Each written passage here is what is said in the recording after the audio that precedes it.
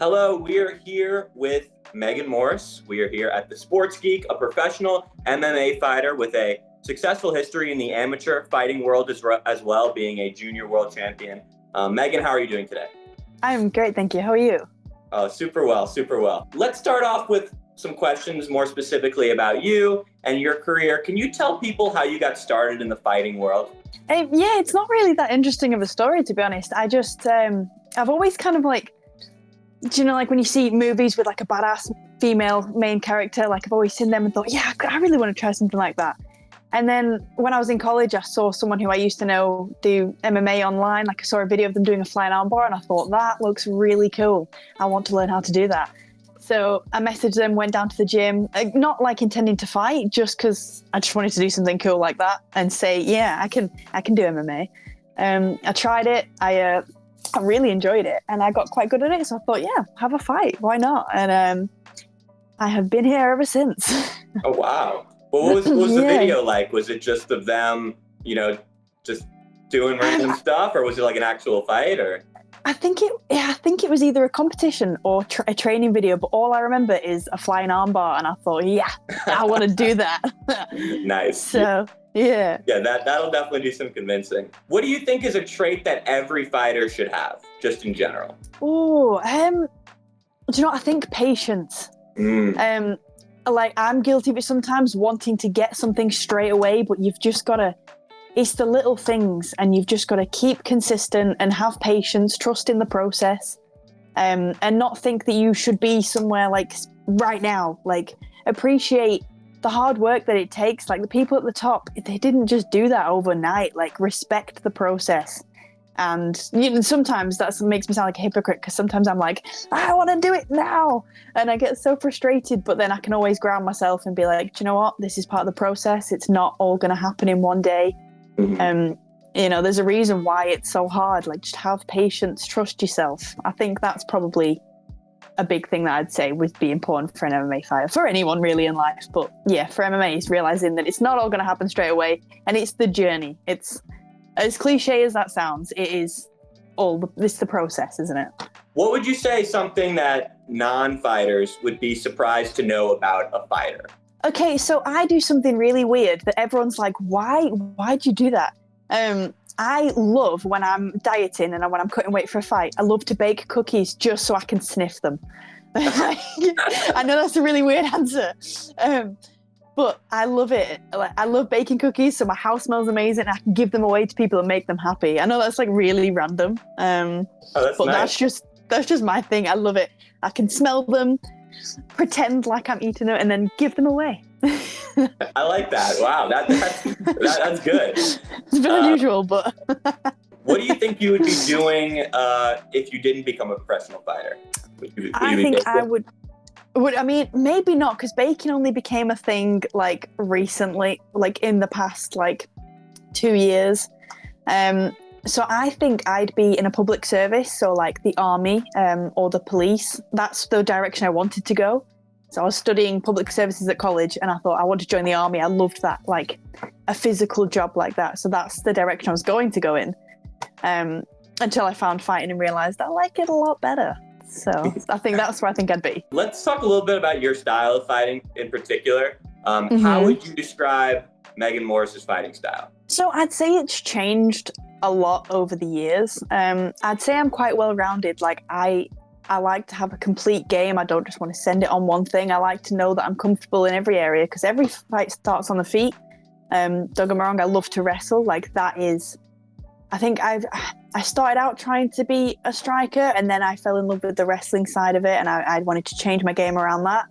But then I've gone back to striking a little bit, but now I'm coming back to like a more well-rounded game. So I'd say I like my style would be comfortable everywhere. Well, is there any learning curve for you from when you were starting out, in the amateur world, making the jump to professional? What was that like? Was it a big transition? And if so, what was it? It was a big transition, but I turned pro. I think it'd been well over a year since my amateur debut. My last amateur fight because of COVID and not training. So it was almost like I was having my first fight again because I hadn't fought in so long. I kind of almost forgot. So there was like no pressure. because you'd like starting again. Like for my first fight, there was no pressure. There was nothing to compare it to really. I just went in there and sent it. And I think the transition to pro was easier than I thought it was going to be because, you know, it was so long since I'd fought and it was the first of my pro career, so there wasn't much pressure. But I don't know, learning curve after that fight, I guess, was because I think I jumped from a local show to then a big show like Aries. And I think the biggest learning curve would be I think I got caught up too much in enjoying the process. Like, oh my God, I'm flying abroad, like forgetting the work that still needed to go into it and was like, oh my God, this is amazing. And not realizing, oh yeah, there's a fight where somebody's going to try and take my head off. So like to not get lost in like the glamorous side of it, I think. Because after that first win at pro, I was like, oh my God, this is amazing. And I think I just lost sight a little bit of, you know, this is a hard game still. Yeah, you won. You did it really well. You did it in the first round, buzzing. But like I had kind of forgotten just how tough a fight can be, like especially when it's a 3-round gritty fight. Yeah, I think probably the biggest learning curve was like, this shit's serious now. Like don't like get too caught up in all the fun part of it. I mean, you can enjoy it still, but just remember at the end of the day, this is professional. This is your career now. So you have to take it seriously and not just like lose sight of the main goal, I guess. For sure. That makes sense. I'm curious, are there any moves, like specific moves that would fly in amateur fighting that literally can't be performed in professional fighting, like with because they wouldn't work? I don't know, to be honest. I haven't really thought about it. I don't know. I used to always, this is just personally, I used to, like I went into my first fight not with, like basically just a double leg, like that was all I was really comfortable with, and I'd always like shoot for the double and then trip the leg. But as you increase the level of the opponent you fight in, it's obviously going to be harder, and the things that work when you first start out, they just don't work anymore because people are so aware of it. And not only that, but you have to chain more because like people know so much. You have to keep chaining different positions. So I'd say just going in with like one move and expect, if it works in the gym, expecting it to just work. It's not going to fly at pro. You have to be able to chain stuff together and trust the process. Don't stop moving. In your professional career, you have those 2 losses. Is there anything you've learned from your losses and also from the victories that you've learned? Like, what's the kind of post-fight process? You have a loss.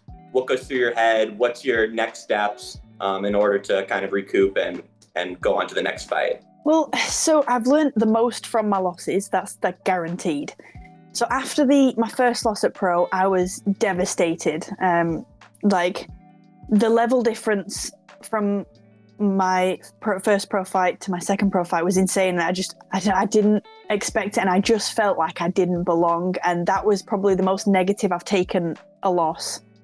So that one took a while to come back to. So after that one, I was like, I needed to take some time out to get my head together and be like, right, what do I need to change? So that one was a longer process to get back to it. I think basically I had my head up my ass a little bit longer than I should have after that one. I was like, oh no, I lost. So that one took a lot to get back in there. And then my second loss against Lexi Rook, that made me realize like I have to believe in myself way more and believe in my style. Like I had myself convinced because she was athletically, she just looked bigger. She would just look stronger. And I kind of had it in my head that, this is going to be tough to take her down. When really like the way someone looks, it shouldn't sway, you sticking to your game plan. And I realized in that fight that I have a dog in me. Like as soon as I broke my nose, I was like, oh shit, it's been like a minute. But then I thought, no part of me, like in that Alex fight, I wanted to give up, but I didn't. In that Lexi fight, I thought, absolutely not. I am seeing this through. So I think I learned a lot about myself that, I have the dog in me. I just don't always need to use it. I should probably be a bit smarter. So I think learning from that was straight away like, right, okay, buzzing. I don't want to get emotional in there. I don't want to just sack off my game plan and like just start swinging because I'm like, right, okay, I taste blood, my psycho's coming out.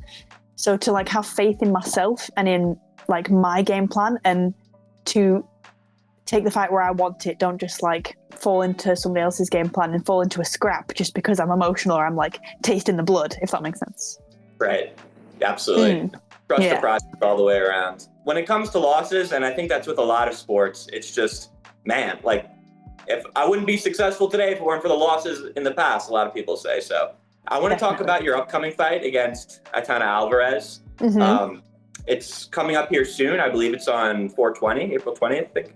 Yes, it is. How would you describe her as a fighter? I'd describe her as, she's got a very good cage presence. She seems to back people off a lot. I'd say she's aggressive. She looks confident. I'm very confident for this fight myself. I'm very excited. I think she's going to be challenging. She looks physically strong. She looks game. She's more experienced, but I'm really excited for this challenge. I think this is my next step, and I'm really looking forward to it. I think it's a great matchup for both of us.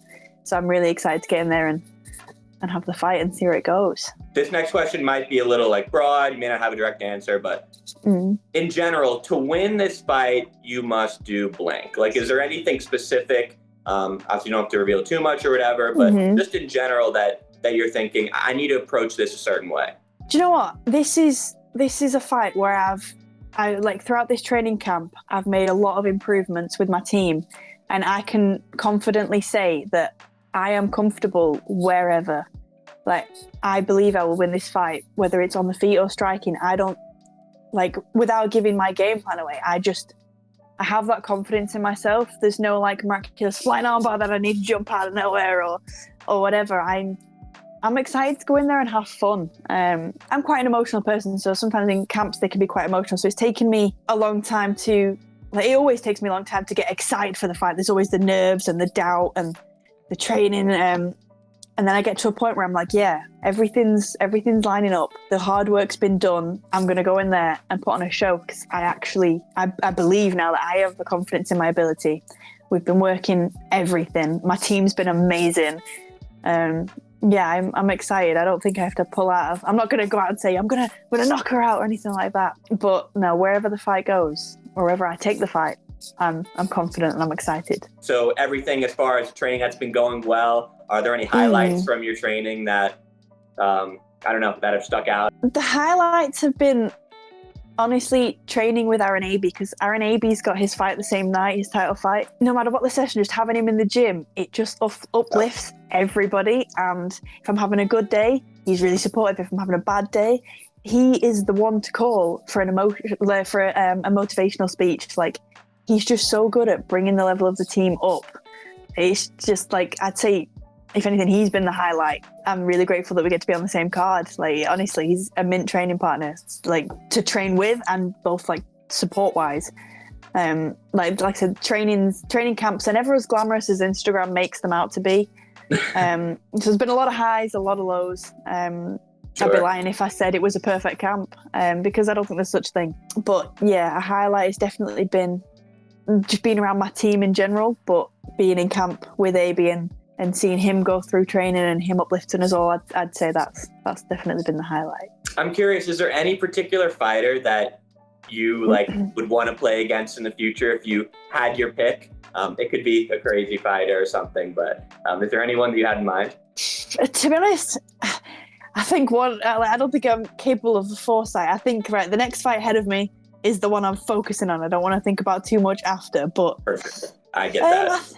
Maybe, sometimes I look at the blokes, I'm like, my God, they'd just kill me. They would kill me instantly. Do you know, I think it'd be interesting just to fight Kayla Harrison. Okay. Not because I think I'd do well, just to see how long it would take for her to absolutely annihilate me. Oh, no. But yeah, again, it's nothing I really sit and think about. I always think about the next challenge ahead of me rather than trying to think past it, because I think I've done that before, where I've looked at the long game instead of what's in front of me, and I don't want to lose sight of what's next. For sure. That's a good way to approach it, one fight at a time. I respect. Yeah. Kind of close us off, I want to do some sort of rapid fire style questions. So I'm not good at these. That's okay. What do you think was the best fighting advice that you've received? Fight your fight. You're not fighting for anybody else, because literally nobody cares. You win, you lose. After a day, nobody gives a shit. So just do it for you and fight your fight. Did you have an idol in the sports world growing up? No, honestly, I didn't have an idol. I wasn't really a sporty kid. I was a bit chubby. I had not very many friends, and I just sat playing Sims throughout my childhood. I don't know if you played Sims too. Great game. So Idol-wise, no, not growing up. Who would you say is the toughest opponent that you faced so far?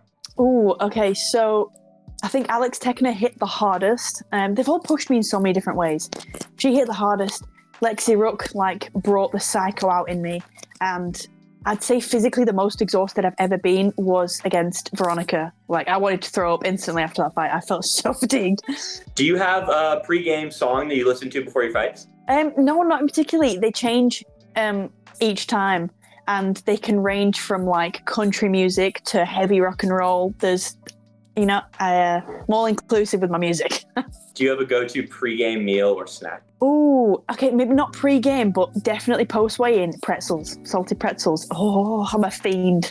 And then lastly, what's the best piece of just life advice that you've ever received? To focus on the little things, the little everyday things, and to take a second to step back and look at where you are compared to where you've been, and to appreciate the people around you. Definitely. Don't take your friends and family for granted, because when it's all said and done, they're the ones that supported you. They're the ones that are going to still be there afterwards. So just take a minute to be grateful, be proud of yourself, but still work hard. But yeah, be grateful for everything around you. Don't just lose sight of the important things, just trying to chase one thing. Yeah, guys, so this has been Megan Morris. She, again, has her upcoming fight on April 20th. Be sure to give her a look online. Her fight against Aitana Álvarez. Tune in, guys. Be sure to follow her on socials, too. I know you're on Instagram as well. Be sure to connect with her there. She's been crushing. She's been crushing for a long time in the amateur world, too. And we're super grateful that you were able to give us some time today, Megan. Yeah, thank you very much for having me on. I've really enjoyed it. You're a great host. Oh, you were a great interviewee, so I appreciate it. Thank you.